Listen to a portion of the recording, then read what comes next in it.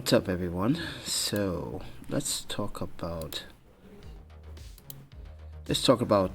this particular wireless remote control shutter. So let's talk about this. This is the Pixel TW-283. I had it for about 19 months now. If it focus, come on, focus. So I had it for about 19 months now, and it's pretty impressive that it lasts this long. And the reason why I'm saying that is because I had other similar devices in a similar price range that did not surpass no more than 6 months. And as a travel photographer and as a videographer, I use this for a lot of multiple applications. I use it for light painting, studio portraits. I use it for even my YouTube content, and I use it for quite a lot of other things. But they all were made out of the same material, which is standard plastic materials. And let me explain why I think this is the best shutter remote control there is. Now, I'm going to show you again once more. This is the Pixel TW-283 for Sony. This is the S1, but there's an S2 version that is available for E-mount. And these are the best wireless and wire shutter remotes that you can buy. Now, it also comes with this transceiver or receiver, as you can see, and so channel 19, and it's pretty remarkable because these particular batteries, focus. One. These particular batteries that I had in this receiver, it's been there in this particular device since the start of using it, which was 19 months ago. I made a video about July of 2017, so you do the math. So do they use a lot of battery juice? And I don't know. They might. It seems like they last pretty forever, but I do use this quite a bit, a lot. Focus back in. There we go. I do use this quite a bit, even for my live streams, even for my content on the channel. And what people might not understand is that I travel as a travel photographer and as a documentarian, and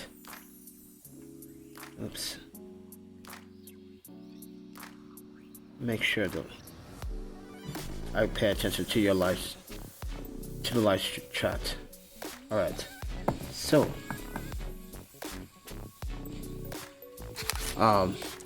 so you can use this wirelessly, which the cable that comes with it, it's a standard 3.5 jack cable. Not sure if it's gonna focus on it. It was focusing before. Strange. Let's see here. Let's just put these two objects together. There we go. See? This is for the Sony E-mount, and there's a plug for the Sony E-mount. So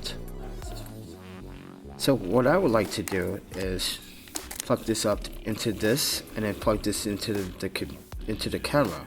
Now I can also use this as a wire remote by plugging this into the camera and then use it like this, so I can save battery when if I don't want to use this at all. And this is why sometimes I don't use it at all and I just use it this way. It helps you save money on batteries. So this is a good feature on the device to have. Some some remotes don't have that flexibility to do so, but there's a lot of menu settings on here, and when you get the manual, it is misguided at some point, and there's a lot of things that they don't explain with this controller. I just figured it out on my own. just figuring out things and settings. Since I have some knowledge on using a shutter wireless remote and other time-lapse remotes before, so this come as a piece of cake. But the audio you hear is coming from the H4n Pro, by the way, so if it sounds really distorted, I really do apologize. But I wanted to just share the story that I'm also in this device.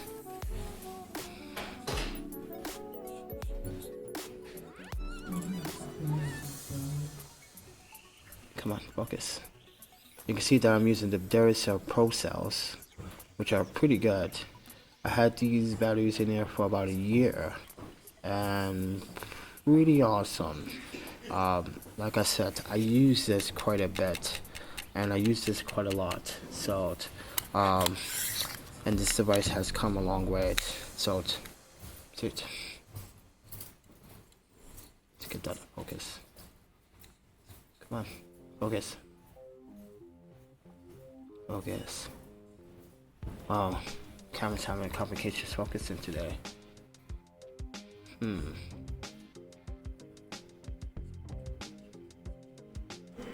There we are.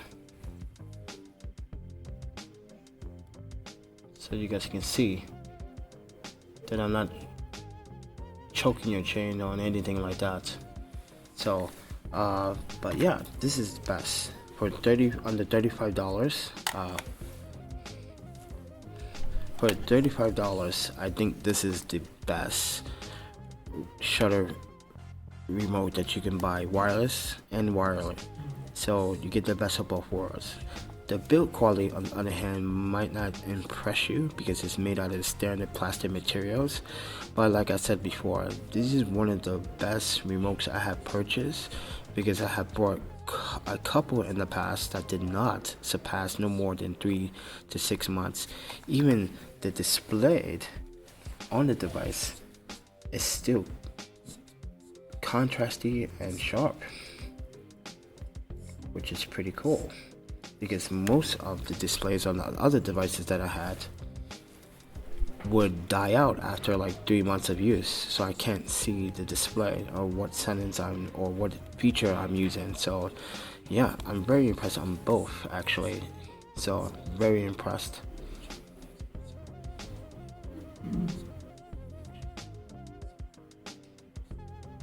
So very impressed about having this as my daily driver for my long exposures, time lapses, even setting this up for like using the Sony Imaging Edge app for when I do live streams, which I'm doing right now, but I don't have this connected to it. So, but this would keep me in focus, so I just point this to make sure that's in focus. But I do apologize if the camera's not focusing properly. It was focusing properly earlier, but yeah, the best money you can buy for doing long exposures. And I figured that since it's been 19 months, I figured that I'd give you guys an update on how long this has lasted. Now, if you didn't see my original video, I will link it somewhere in the annotations up here in the cards, so you guys can see, watch that video, because that was a real world test. And now I am going to still report that when I'm using this device, when I'm about 10-15 feet away from the sides here like this, but from 10-15 feet away, it does not communicate. So I have to communicate from like right here and then the front of it or the side. So that's the only downside, but some people said it works for them. But the way I'm shooting is basically, if I'm like 20 feet away or 15 feet away, it doesn't communicate from the side for some reason. I just have that issue with it. But like I say, if you want to buy something more expensive, you're going to get that, I guess, that frequency range, 360 frequency range when it comes down to transmitting and receiving. But I just have these issues where I'm just too far away, it just don't communicate. And when I get closer, it does communicate, because you can see how the red button does come up, and you can see now that it's working.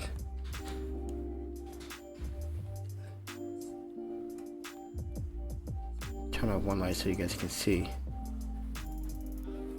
But as I get further away, like I said, 15 and 20 feet away, it just doesn't communicate. So when I'm close, it does communicate. So this makes some clarifications about that, and let me just be transparent about that as well. But yeah, so what I wanted to show you guys was a slideshow actually. So I wanted to show you the slideshow, that these are all the images I have taken with this Shutter remote release, and I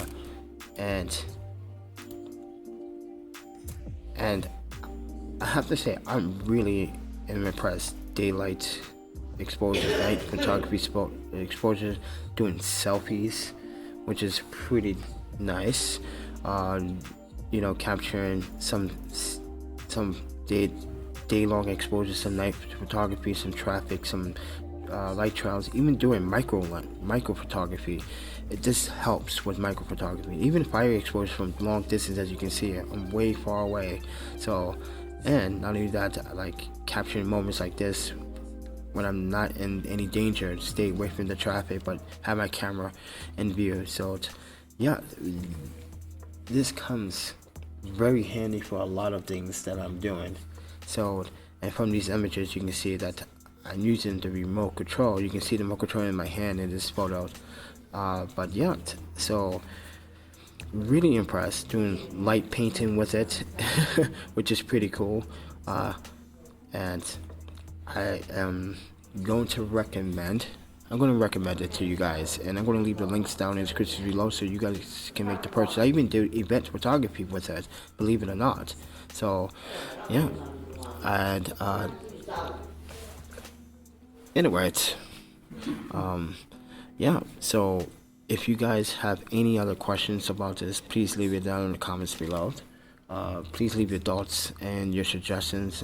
If I missed anything in the last 19 months, just let me know. But other than that, the menu system, like I said, it's a little bit confusing when you read the manual. I just do recommend reading the manual so you have a sense of understanding what you should do. But it is not correct. There's some spelling errors when you buy this.